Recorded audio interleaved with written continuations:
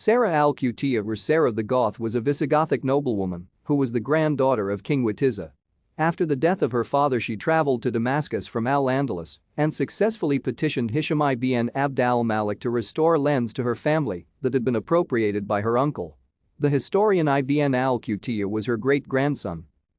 Sara al-Qutiyya was born to a noble family. Her father was al-Malik, a son of Wittiza the Visigothic king.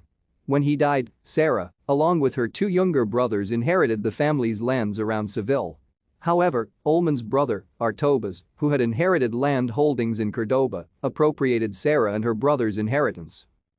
In order to challenge the occupation of her inherited lands in the Seville region, Sara al-Qutiyya had a ship constructed and traveled with her brothers to Damascus to petition the Caliph, Hisham ibn Abd al-Malik.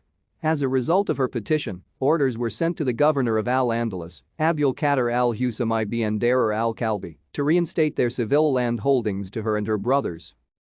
Whilst at court, Sara met the future Abd al-Rahman I, who reportedly gave her special treatment and innumerable attentions. Thank you for watching. Like and subscribe if you would like to view more of our videos. Have a nice day.